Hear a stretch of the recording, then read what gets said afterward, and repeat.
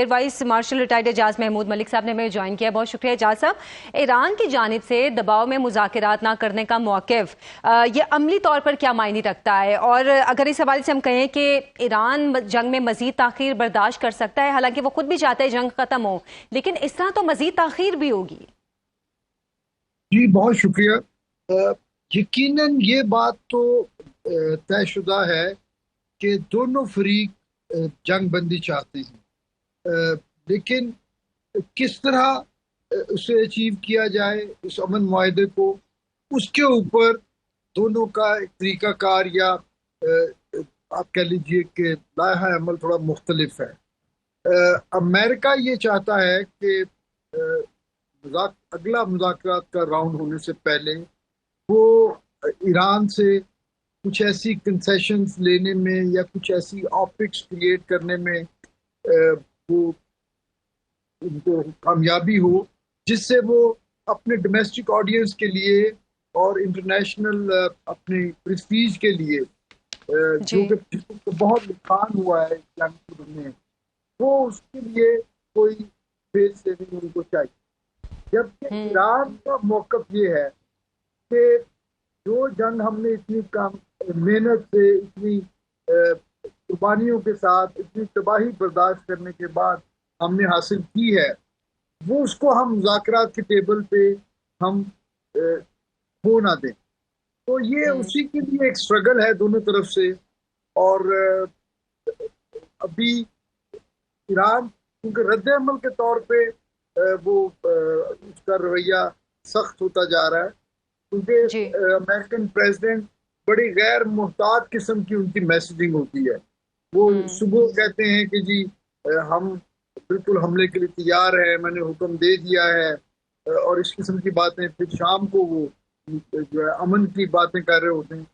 तो वो इस वजह से ईरान में जो दो बड़े पिलर्स हैं उनकी डिसीजन मेकिंग के, वो दोनों फिर बड़े कॉशियसली प्ले कर रहे हैं। हम देखते हैं कि जो रिफॉर्मिस्ट या प्रोग्रेसिव साइड है, जैसे उनके प्रेसिडेंट ऑफिस हो जाए या उनके फॉरेन मिनिस्टर, ये लोग थोड़ा सा फोर्थ कमिंग हैं, जबकि आर बिल्कुल। IRGC के जो लीडर्स हैं वो हार्ड लाइनर्स के तौर पे सामने आ रहे हैं।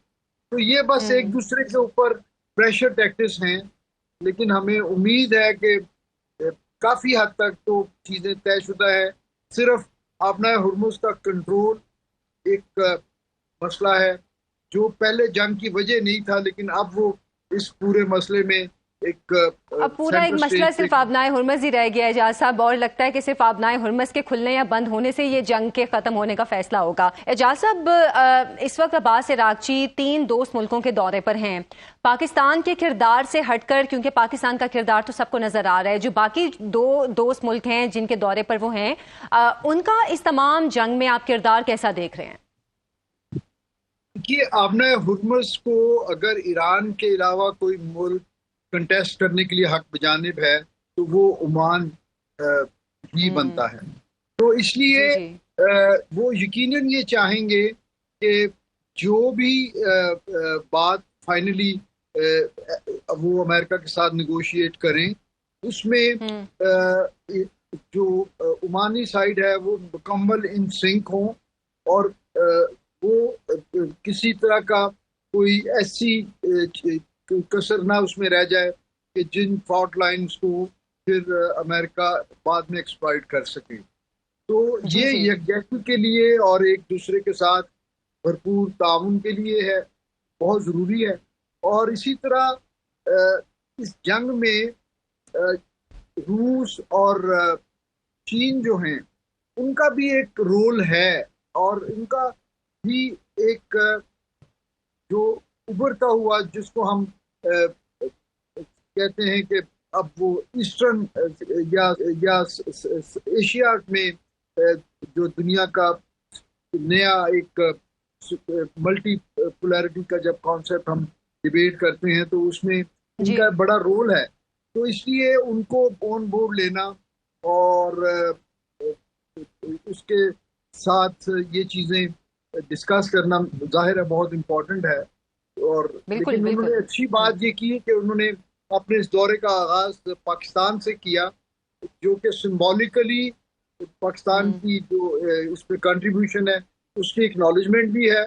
और फिर यकीनन बहुत सारे नोट्स भी एक्सचेंज हुए होंगे कि आगे मुज़ाकरात के लिए पाकिस्तान किस तरीके से कोशिश करे। तो ये बड़ा ठीक है। अहम दौरा है। बिल्कुल बहुत अहम दौरा है और यकीनन इस जंग के कुछ खद्दोहार तय करेगा।